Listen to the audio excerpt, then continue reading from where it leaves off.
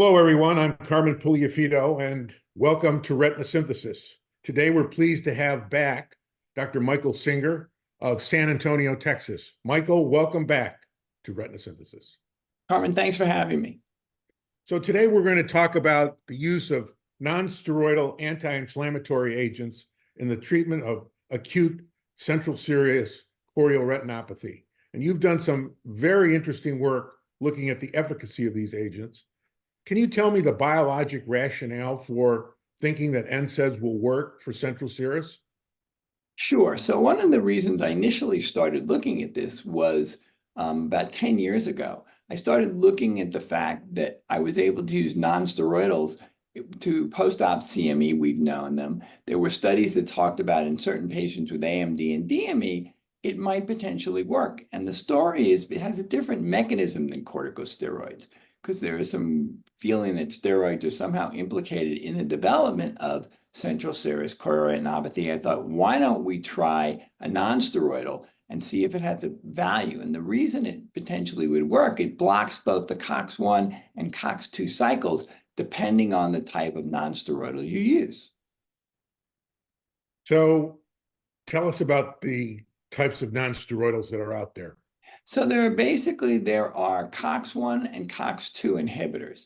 Essentially, when we think about a non-specific COX inhibitor, you can think of ketorolac or Acular. It's a non-specific COX-1 and COX-2. And if you're thinking about predominantly COX-2, what you're thinking about is you're looking at about Nepafanac or Bromfenac.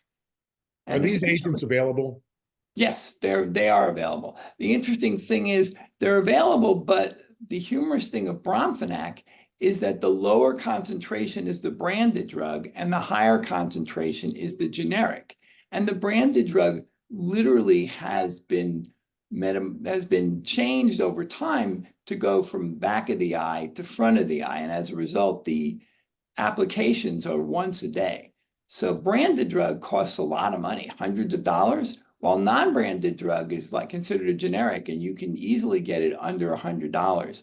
And in order to make the medicines work, because years ago, what we saw when we did rabbit studies is the way it penetrates high concentration in the front of the eye, the cornea and the anterior chamber, high concentration in the choroid and retina, and almost nothing in the vitreous.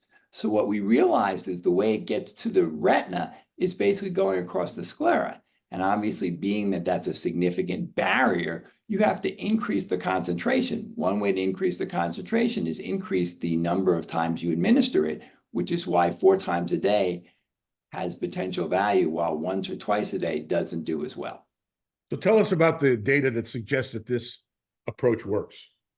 So it's an interesting story. So essentially what I did was I went to Paris and I spoke to one of the leading experts, Dr. Francine Baer-Cohen, and we looked at the potential mechanisms. And non-steroidals, notably COX-2, block prostaglandin E2. And it's important to know that prostaglandin E2 it has to do with what are called aquaporin water channels and the development of macular edema. And these are upregulated by prostaglandin E2. Prostaglandin E2 is also increased in induced pluripotent stem cells, which were treated with aldosterone or cortisol, which may be some of the mechanisms of central serous. And in addition, they directly block calcium channels and potassium channels, which have been implicated in increased choroidal permeability, which may lead to central serous chorioretinopathy. So again, prostaglandin E2 is really the linchpin of what's involved. And if you're able to block prostaglandin E2, you may be able to control the underlying cause of the central serous chorioretinopathy. So what do the clinical studies show? So the story is we ran a number of clinical studies. And what's interesting about it is 10 years ago, I ran a study looking at patients who were treated with 4 times a day non-steroidals, most notably Bromfenac and Nepafanac. And I compared it to the standard of care. Standard of care both then and now is observation. A certain percentage of these, almost 80%, will resolve by themselves in up to 6 months. And the question would be, what happens if we did something? So we looked at our cases and we compared them to 2 different clinics, actually 3 different clinics. the Cleveland Clinic under Rishi Singh, Charlotte E&I under Andrew Antosik, and Illinois Retina under David Dodwell. And what we found was when we looked at their study, what happened was the mean time to resolution, if you did nothing for this, was about 131 days. They had 73 patients. And when they looked at the mean time to resolution in our group, it was 42 days. And the difference was statistically significant. I presented this data about 10 years ago at Subspecialty Day. And the impetus to redo the study was actually based on you, Carmen. You had Roger Goldberg on retina synthesis, and you were having discussions, and it dawned on me when they talked about central serous and there was no treatment at the time, it was apparent to me that this study needed to be repeated and updated because obviously the message had gotten lost over the last decade. So what I decided to do was redo the study using 2023 medicines in 2023 patients. And what we did was we did a retrospective chart review, the same way we did before, but instead of using 3 other practices, we used a sister practice in our group with Ella Lang and David Chin Lee from Georgia Retina. And what we did was we compared ours to theirs. They did observation, and we did ketorolac. And the reason we did ketorolac was basically what I mentioned earlier. The bromfenac, now called Prolensa, was very expensive, and every time I write it, they would substitute ketorolac. So we looked at patients over time, we followed them, and basically we followed them for vision and OCT, and we followed them to see when they had resolution based on drying of the OCT. We actually looked at over 1,600 charts between both groups. We found 119 patients in the observation arm who had 6 months or more follow-up. And only, we looked at 63 of them who resolved only with observation. And the mean time to resolution was 133 days, which is almost identical to what the mean was of the observation group 10 years ago. In our treatment arm, 26 patients met the criteria, and they were given ketorolac 4 times a day. The mean time to resolution was 89 days, which was much longer than the original study. So although it was statistically significant, it was much less statistically significant. When we looked at them in more detail, what we realized was that the ketorolac was not as good a blocker of COX-2 as bromfenac. So bromfenac seemed to be a better agent. The story was at the end of this trial, I tried to figure out how do we get bromfenac, and one of my patients explained that she was looking on Amazon, and when she saw that you could get the generic for cheaper than she could get the name brand, she realized this would be a better way of going. So again, this really does work, but it requires you use the COX-2 inhibitor, which is bromfenac. You want to use it 4 times a day based on the study we did with rabbits, and you're able to get it cheap enough to make it usable for patients in real life.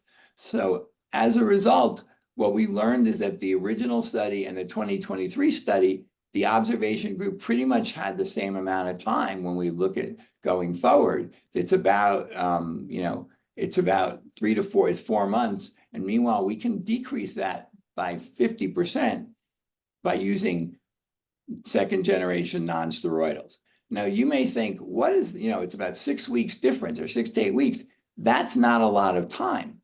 But if you look at this patient population, right, these are type A people.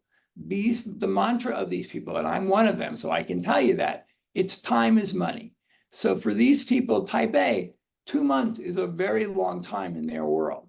So again, I think it's something to consider in these original patients that present in your office that are acute. It's not going to be for everybody because, again, we know based on looking at long-term studies of people with central serous chorioretinopathy that 20% of people become chronic. But if you're in the acute phase, we can cut your time to resolution literally by 50%. What about the use of other pharmacologic agents for central serous? So my algorithm is what I typically do is I'll start people on non-steroidals. I'll start them on, bromfenac or napafenac 4 times a day. I will see them back in 6 to 8 weeks and see if they're resolved. If they have not resolved within 3 months, I will then use spironolactone. I know there were studies with the plenarone that showed that it wasn't potentially any better than placebo. I do believe if you look at that trial at greater detail, there were some flaws in how they measured the trial in terms of the fact that when patients resolved, they took them off the medicines and their endpoint was later than that. So if they got better within 6 to 8 weeks and they stopped the medicine, so at 3 months, you didn't see a difference. So I do keep people on spironolactone. I'll do it 50 twice a day. I will go as high as 100 twice a day. I will not start them without clearance from their primary care doctor. And for a vast majority of people, this seems to help them. The bigger problem we get is over time is once you get them dry, how to wean them off. And I wean them off slowly because I try to stop recurrences. I will tell you that not everybody gets better. So PDT still has a place in our practice. It's probably 5% or less of these patients. And obviously PDT either once or twice does a very good job in resolution of edema. What are the indications for photodynamic therapy? For me, it's if you're still having fluid with I use spironolactone because it's stronger. I know it has a little more side effects, but I really want to give it the full scale attack.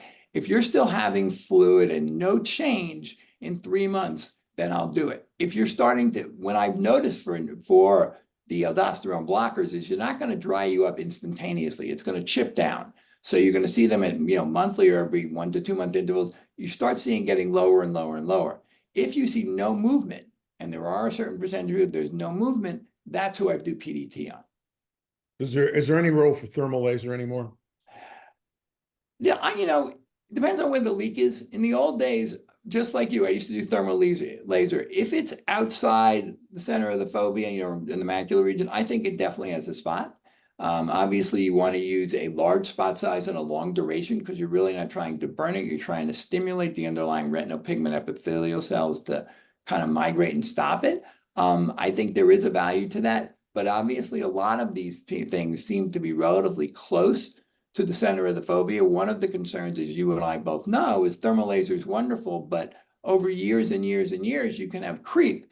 So I'm always a little nervous to play in the macular region if I'm doing thermal laser for this. But if it's outside, there's definitely a place for it. But again, I'd still try the drops and everything else. Before I jump to PDT, I might look at thermal laser.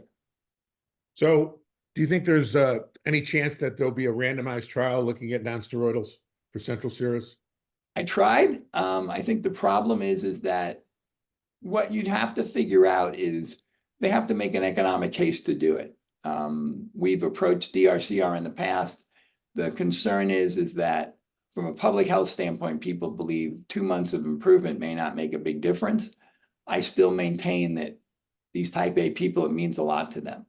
I think there is a possibility in the future, but it's going to have to be different than a drop. They're going to have to be another way to get the drug in the eye that essentially, because it's based on economics, that it's worth it for a company to invest the money. What about a use of a systemic COX-2 inhibitor like Celebrex? There are studies out there that talk about them. I think you have to keep it up for a long period of time at high levels. And one of the things, of course, you worry about is all the side effects from Celebrex. I think a drop's much easier to do, and it's much more compliant. There are going to be a lot of, coming down the pike, there are a number of different sustained delivery mechanisms that are actually using the front of the eye as opposed to injecting in the back of the eye. One is Dextenza for dexamethasone. There are others in development that are like punctal plugs that essentially have non-steroidals in them. If they are able to get to market, I think that will be a great indication for this. So, Michael, thanks a lot for your time and this very stimulating discussion about treating a very challenging problem, central serous retinopathy. Thank you, Michael. Carmen, as always, thanks for having me on. It's always great to talk to you.